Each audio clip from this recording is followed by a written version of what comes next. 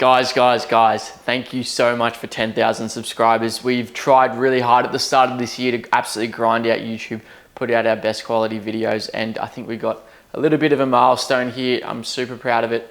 And I want to thank all of you guys so much for supporting the channel, subscribing, liking, commenting, sharing my videos around, even just watching them and getting something out of it. So I just want to thank you guys so much for that little milestone here. But back to work, and the videos are just going to get better. We're going to be bringing you the best quality content around, and I just want to, each video I want to improve on even more and just bring you guys the best, most high value, palatable content out there. And to celebrate hitting that 10,000 subscriber milestone, we're doing a bit of a Q&A. This is a good video for those of you guys who don't know me too well. If you're new around here, I know there's a lot of hardcore, almost cult-like fans out there who probably know a bit too much about me, and they'll probably like these questions, probably heard it before, but yeah, I guess we'll get into it now. I asked on Instagram for you guys to ask me some questions on the question feature there, and we had like 500 responses there, so I had to pick some of the best questions there. I did put on my story, the best question will win a voucher to the 9 to 5 store to spend on one of our new drops, some programs, a new tracker, anything like that. So probably be like $50, depends how generous I'm feeling. But I guess I'll read through these questions and really decide which one's the best one. Now I feel like this video, it's for the real fans, isn't it? So everyone who's watching is probably subscribed to the channel, but if you're not, one, why are you watching? And two, if you are gonna watch, why are you not subscribed to the channel? Like, we want you to stick around, we want you to get these high value tips here. So just make sure you're not being a freeloader and do the bare minimum, and that means to subscribe to the channel. The only extra thing you can do on this video to make sure you're even more of a legend is just to smash that like button. Let's see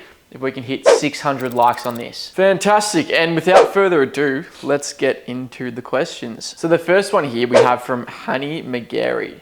I don't know what kind of username that is, but you're stuck in a lift for an 8-hour day with 3 athletes, dead or alive. Who'd you pick? Question mark. Good question. Athletes. Now, if you guys don't know me, I grew up playing soccer all of my life. So I love FIFA. I knew like every soccer player, every nation's second team. I could name the starting 11. So my favorite soccer player growing up was probably Marco Reus. He still plays for Borussia Dortmund, German center attacking mid / left mid. So it'd have to be Marco Reus as one. I feel like I'm under pressure here and I'm not going to answer this to the best of my capabilities. I probably missed someone. Music artists, I feel like I'd be able to answer this way better. Fuck, I'm actually stumped, hey. I feel like this is such a one-dimensional response, but I'm going to be thinking here for genuinely 30 minutes. I'm going to go with Zlatan Ibrahimovic. I think he's a fantastic personality, very unique as well. I love the confidence, almost arrogance he has. I don't think he comes across as arrogant, but it's just like this really, like, it's his persona, it's got to be. But I think his achievements are just immense. I love his character, so Zlatan Ibrahimovic would have to be the next one. And I think you got to go Cristiano Ronaldo as well. He's kind of similar to Ibrahimovic. They're both unique in their own right, but I'm going to be very boring and say 3 soccer or football players: Marco Reus, Cristiano Ronaldo, and Zlatan Ibrahimovic. All right, second question here we have from Luke Stone 53. Who's been your biggest influence in pursuing YouTube / content creation? I suppose when I started training, like, I didn't really look up to anyone. I just kind of did my own thing. But since like finding out about different like content creators and whatnot, I think probably the earliest one I started watching was Callum Von Moger. Shout out to Callum. It's good to see he's on the road to recovery and doing a lot better now. Prayers up for him. But he definitely inspired me so much. I would watch every single Snapchat story back in the day. I'm talking like 2018 days, 2017 days, like watching everything. So he definitely inspired me. And probably like more recently, past 2 years, Lex Little. I thought he really personified what I wanted to become in my life, like physically. I think we're like kind of similar in like have like insane legs, like relatively similar height, and do like powerlifting as well as bodybuilding. So like wanting to be really strong in the gym and also like be super aesthetic. So like that kind of power building style of training. And whenever I saw a photo of him like back in the day, like for the past 2 years, like I would just feel inspired. And I love his content, love the way he goes about it. And he's probably like another really big influence for me. And I was lucky enough to meet him last year at Zoo Culture. He even follows me on Instagram, which is just baffling for me. So he was a huge inspiration, and I don't know, like the real fans will know this story, but when I met him, like when I saw his girlfriend walk in the gym and then I saw him, bro, I had like butterflies, because this was one of the people, like I don't follow many people on Instagram. I'm kind of control like whose content I let influence me. So for him, I've watched like all of his YouTube videos, like a lot of the Instagram stuff. So I was like, bro, this was like my superhero right here. And mind you, in America, I was with people like Jeff Side, Chess Bra, John Skywalker, but for me, like Lex Little was someone I kind of looked up to more, even though he's younger than me. So I was more starstruck for that than anybody else I met. I even met people like Ronnie Coleman, but Lex I was way more starstruck for. And another one is definitely Zach Pernar. He's like an OG in the scene. I've watched so many of his videos of like meal prep and cooking, and I feel like I learned a lot through him. Probably when I was 18, I would watch all these videos and implement them into the kitchen with my own meal prep and just being independent with nutrition and things. So I'd say the 3 biggest influences on my own content creation journey were Callum Von Moger, Zach Pernar, and Lex Little. So the next question here is from Lachlan Hutton. How do you differentiate motivation and discipline, and which one helped you the most? I think it's pretty easy to differentiate. My understanding of it, right, is when you're motivated, you get like this sudden rush of emotion and energy, and you just want to go out and do something, right? Like some days you will just feel like you've taken 600 milligrams of tren straight to the Johnson. You'll feel like a wild animal, and you got all this energy, and all you want to do is go out, run, bench press, lift weights, just do everything, train super hard in the gym for 2.5 hours. I actually felt like that this morning. I trained for like 2 hours and 10 minutes, had the most insane session. I was just motivated, feeling absolutely elite, really well recovered, really strong. And I feel like that is the motivation. I don't know, what kind of other facets of your life could you feel that motivation in? I feel like gym and sport is like the main one. Who feels motivated to study in school? Like, I don't know. I feel like doing well in school is literally just like something you need really good discipline and work ethic to get by on. But so I feel like with the gym, to make progress, you can't just rely on that sudden like surge of emotion and energy, because that's going to come around like, I don't know, once a week, twice a week, maybe even less, maybe once a fortnight. And so what you really need to do is have like a really good structure and work ethic. The gym has to become something like brushing your teeth. It just has to become like, this is what I do, and I'm going to end up here. This is my goal, and these are the sessions, the steps in place I need to get there. And so that's where that discipline comes in. So motivation can start you off. You might start going with, you know, your motivation might be to start getting girls and feel more confident in yourself, and you might add to that motivation by having a gym buddy or something like that, right? That starts the initial start, and then we need to continue that to make it a habit, for it to become disciplined, you know? For me, it's like I genuinely feel guilty now if I don't go to the gym, not in sort of any disordered way, but I just genuinely feel like I'm missing out if I don't go, and I have underachieved that day. So I think there's a pretty clear distinction there. Motivation to start you off, on discipline to just keep you going and have that longevity in the game. So Blake Brown here asks, dream YouTube collaboration. Obviously Lex would be a huge one. I was actually in one of his YouTube videos, just like in the background, I believe. So that would be amazing. I'm trying to think who else is out there that I really look up to on YouTube. Like James English was another one I was actually going to collab with, but the timing didn't work out. Derek from More Plates, More Dates. I know I've made it if I'm on Derek More Plates, More Dates. So that would be like a testament to me knowing that I'm doing super well. So I suppose like that would be a dream one. Other ones would be like for my podcast. If you guys watch my YouTube videos but don't listen to the NTF podcast, which I do with Louis, then that's surprising. I feel like everyone listens to that. But we run like a really big podcast in Australia. It's probably one of the most popular ones for young males in the country. And a huge, like amazing collab would be like a Joe Rogan or Andrew Huberman. But I think we're a fair way off that. We need to really mark our value in Australia and in the world, and perhaps that could be a potential collaboration down the line. I feel like that's very male dominated though. Like, do we have any females that we could potentially collab with? Like, which kind of female creators do I really look up to? Maybe I just don't.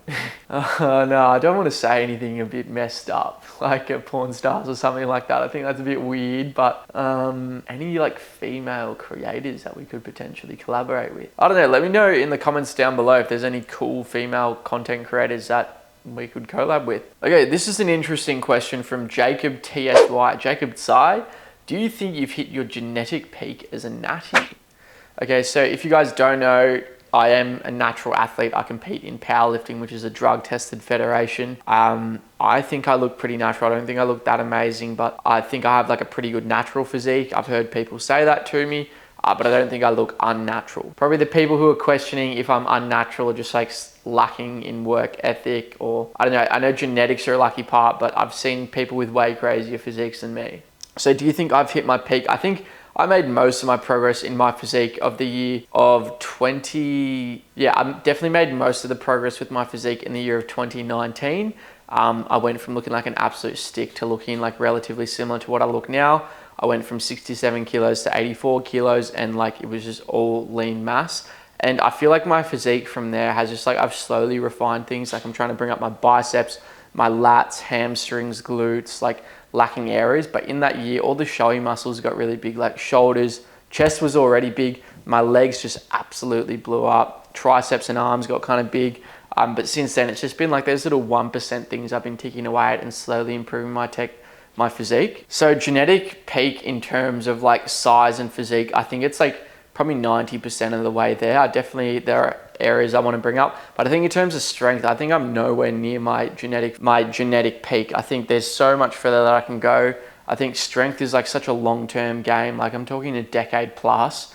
I think I'm literally just exited like beginner, probably towards like the later stages of an intermediate trainee for powerlifting. So I think I've got so many more neuromuscular adaptations and motor units to recruit in terms of like this strength gain area. So I think size wise, probably towards the peak, but strength wise, I'm just nowhere near the peak. It's amazing what you can really push your body to do and adapt to. I guess on a side note, some goals for me for like my strength stuff is 160 kilo pause bench. So like a competition legal one. I think my bench press has really been improving. So I want to see what we can do. 300 kilo deadlift. That has been my worst lift. Just out of the big three, that is just really, really bad for some reason. I don't know if it's like a leverage thing or if I'm just making excuses or weak in some sort of muscle groups, but I really just want to get a good deadlift finally. So I've been training it 3 times a week. You know, the national powerlifting comp didn't have too much luck with my hand tearing open and just pissing blood everywhere. But I want to see if we can at least hit 250 first, and then 250 to 300. If we can do that, that'll be an absolute dream. Then probably for squat, I want to hit 250 kilos as well.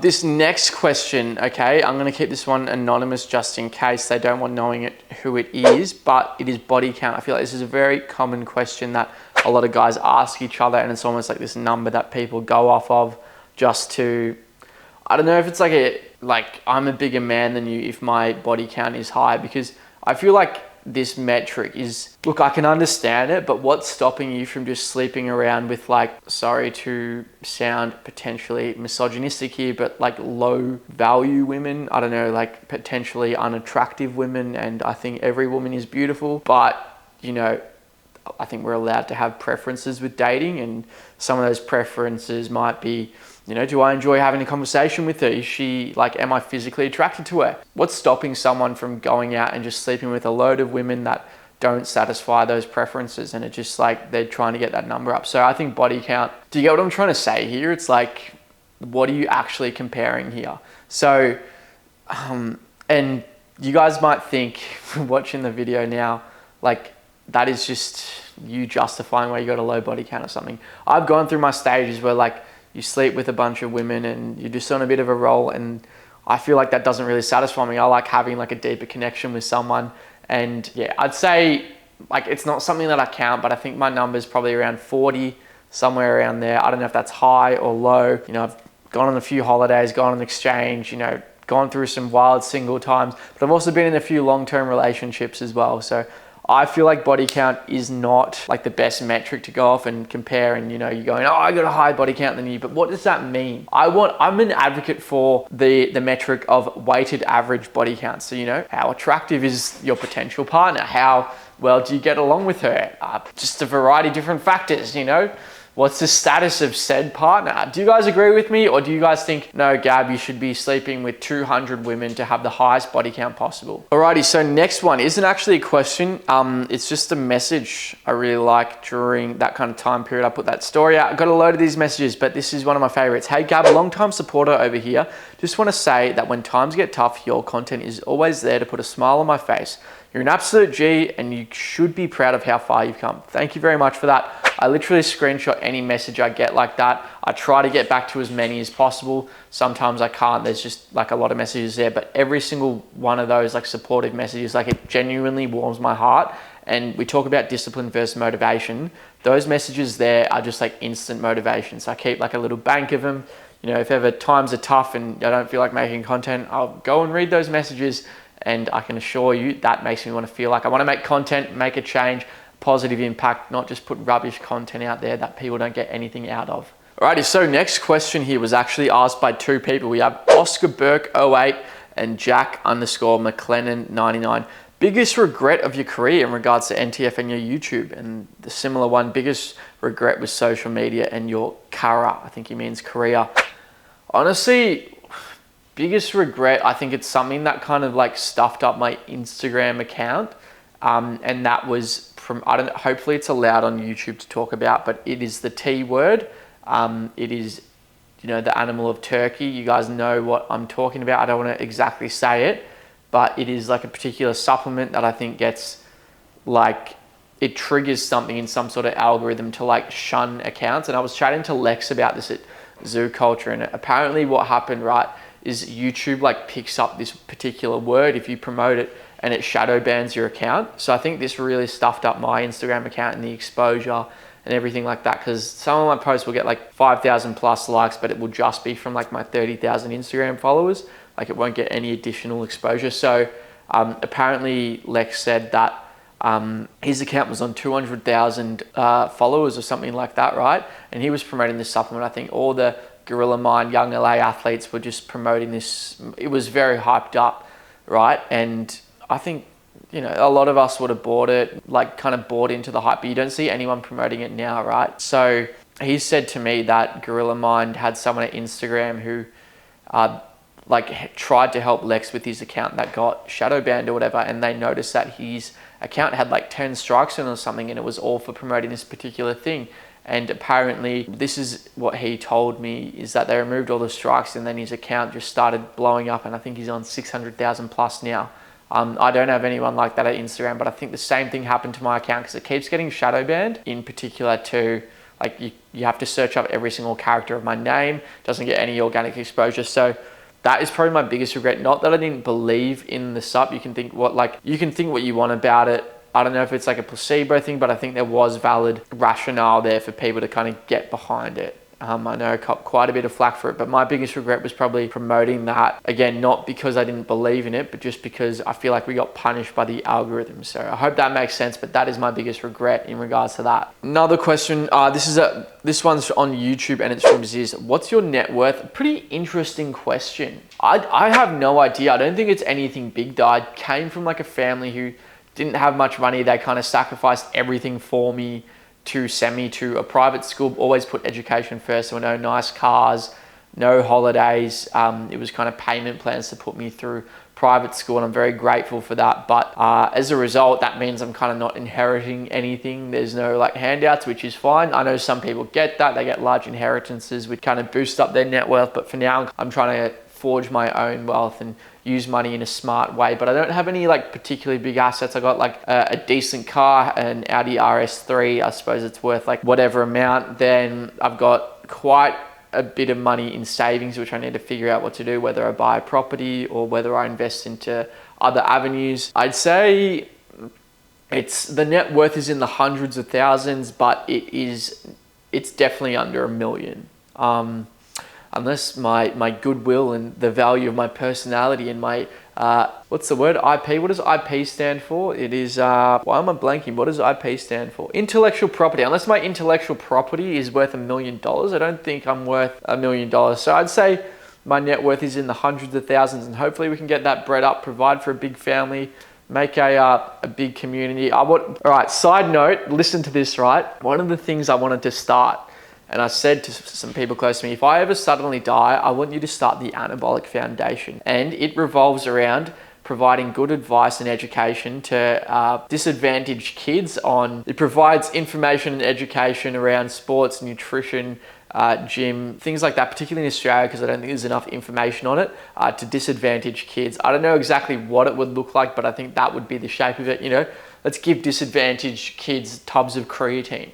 Let's pay for their gym membership. That's what I want to kind of create. If I suddenly died, I want to create the Anabolic Foundation. I don't know how that links to net worth, but whatever I'm worth now, if I passed away suddenly in my sleep, put all my money and start it to that. Don't give it to my family or anything like that. They'll just waste it. Put it into this foundation and you need to start it. So there you go. If I ever died, there is my note. Please bring that up to the police or whoever handles things when people die. And the final question here from the End World, spelled like Juice WRLD, is what is your go-to anabolic breakfast? I feel like Okay, so like you're a skinny teen, let's say 50, 60 kilo, and you need to put on 20 kilos of lean mass. The breakfast you're gonna go to, the ultimate anabolic breakfast, is a muscle building bagel, okay? So you're gonna get a bagel, right? You're gonna cut it in half, you're gonna toast it. It's gonna be absolutely yummy. Then what you're gonna do is you're gonna get like some light cheese, some of that shredded stuff from just your local supermarket, put it on, grill it under the grill on each side. Yummy. Meanwhile, you're gonna have your fry pan, spray a bit of olive oil there, bit of bacon, you're gonna cook your bacon, there should be some residual oil in that pan. You're gonna go some egg whites and some eggs, depending if you need a lean bulk, if you need a cut, anything like that. That depends on your ratio of egg whites to eggs.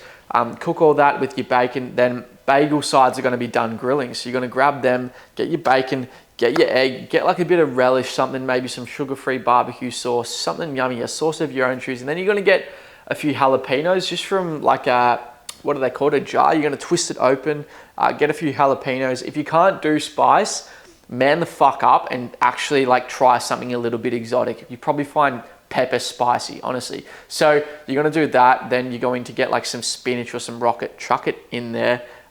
Is that it? A little bit of apple cider vinegar for the dressing, and that is your thing. That's probably like 800 calories and 60 grams of protein. So there's your anabolic breakfast. There are a bunch more questions, but my mouth is getting sore from talking so much far out. So I hope you guys enjoyed the Q&A, and let's see, like this year I want to hit 100,000 subscribers. I know everyone wants to hit 100,000 subscribers, but I'm going to be trying to put the work in to actually get there. I'm going to be grinding damn hard, because you know what? You're going to die one day, and if I haven't hit 100,000 subscribers and, you know, I'm dead, then I feel like I haven't hit my goal yet. I want that plaque hanging up there, and I want them to be meaningful subscribers. I want them all to be on the train to making themselves better. So thanks for watching. Thanks for being part of the first 10,000 subscribers, the day oneers. And let's get it. Thank you for watching the video. Mwah.